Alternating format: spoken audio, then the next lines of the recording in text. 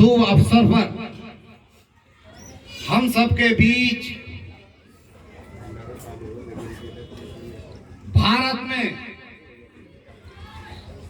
और भारत जो कि बाबा साहब भीमराव अंबेडकर जी के द्वारा निर्मित संविधान की जो एक कड़ी में अधिकार मिला, उसके बूते पूरे भारत में डिस्ट्रिक्ट बरेली और बरेली में भी तहसील आंवला का नाम रोशन करती हुए ऐसी शख्सियत आज हमारे बीच अतिथि के रूप में विराजमान है।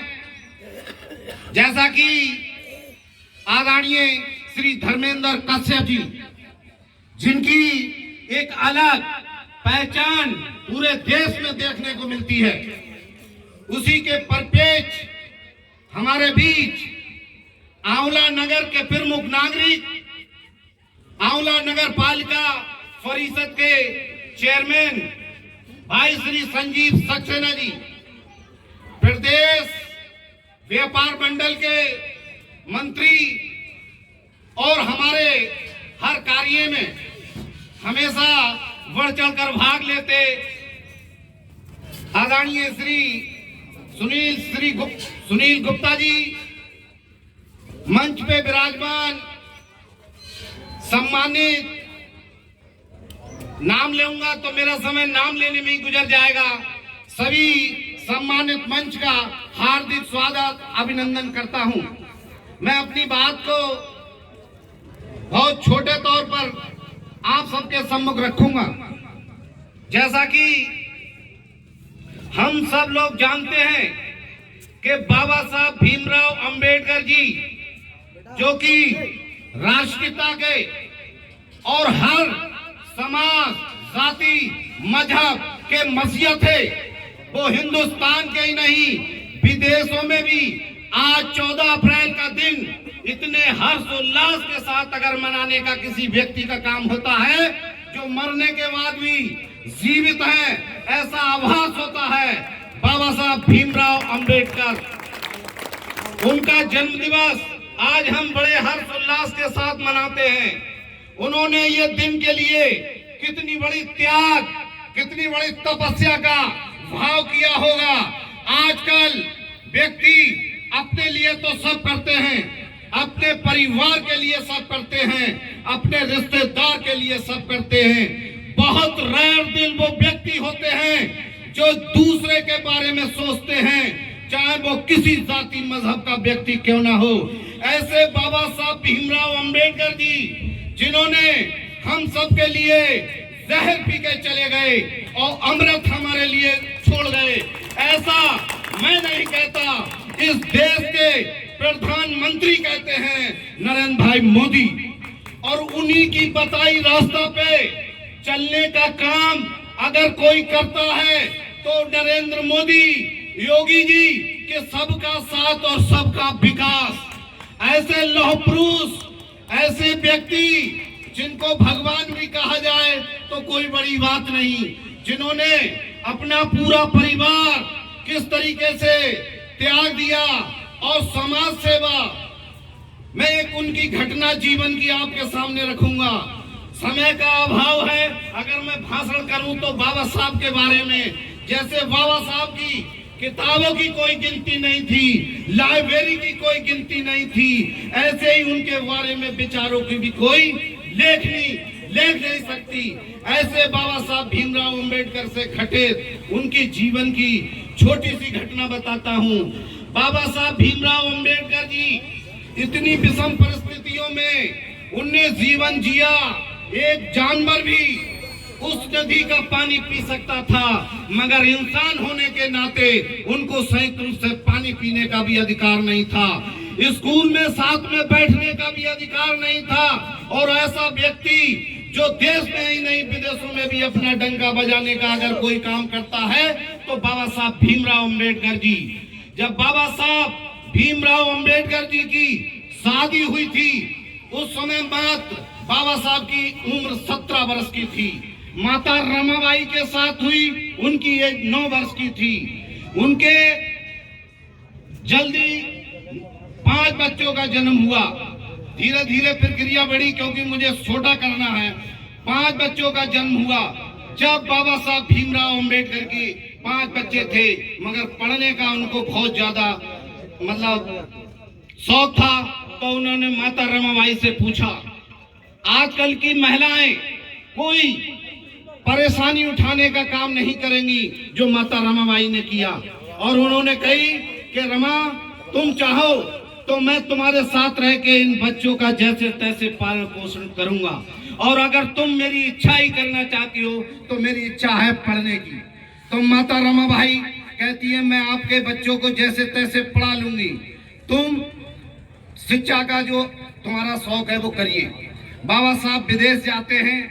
इसी बीच उनका एक बच्चा इलाज के अभाव में खत्म हो जाता है।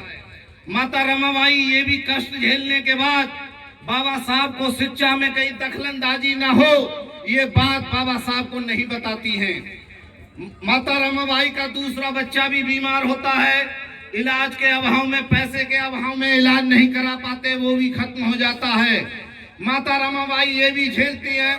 उसके बाद माता रमाबाई बंबई की सड़कों में दिन में गोबर बीन के, रात में ओपले, जो दिन में ओपले बनाती वो रात में बेच के जो पैसे मिल जाते, जैसे तैसे एक टाइम का भोजन मिल पाता था।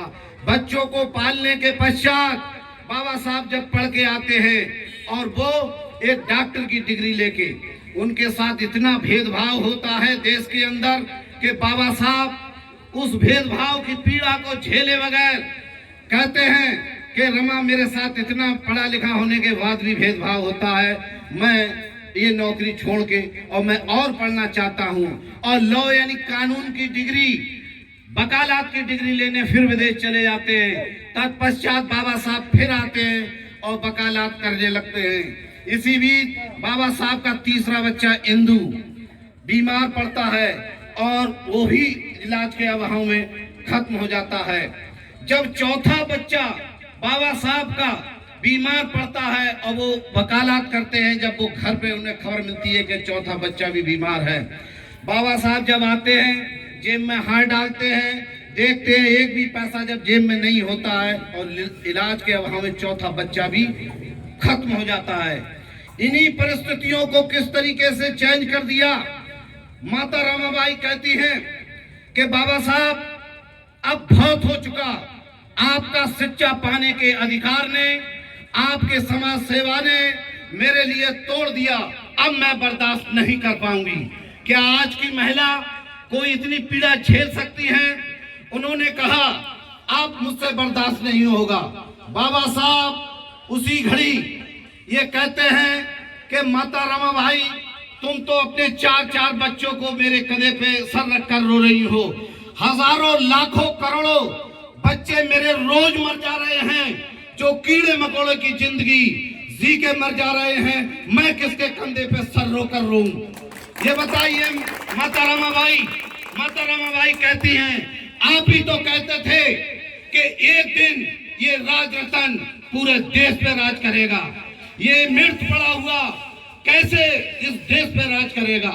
तो बाबा साहब कहते हैं, रमा, मैं ये सच कह रहा हूं, ये मृत पड़ा हुआ राज रतन इस देश पे राज नहीं करेगा, मगर मैं ऐसे काम करके जाऊंगा कि रमा के पेट से पैदा और हजारों रमा के पेट से पैदा बच्चा इस देश पे एक दिन राज करेगा।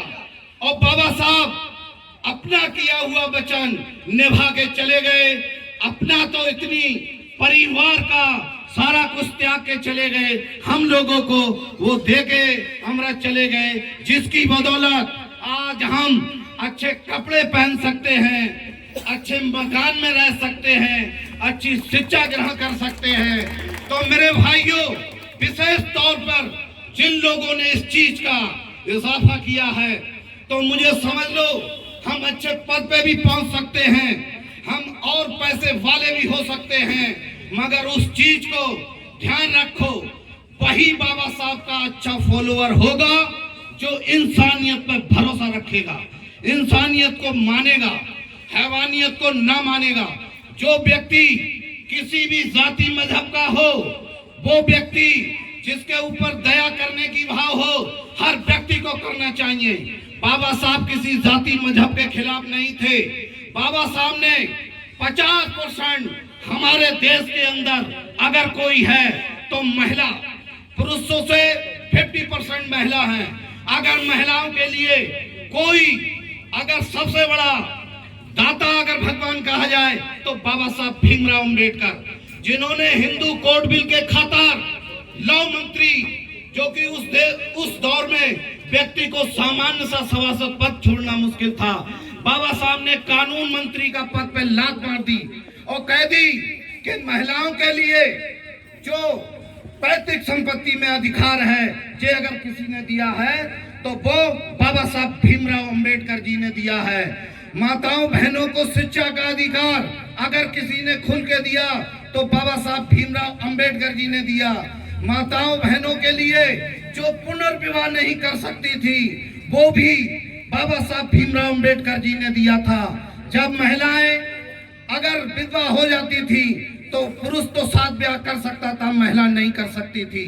तो मैं ये समझता हूँ बाबा साहब किसी जाति विशेष के हकदार नहीं थे, वो गैर बराबरी के थे, अन्याय के खिलाफ की लड़ाई के थे।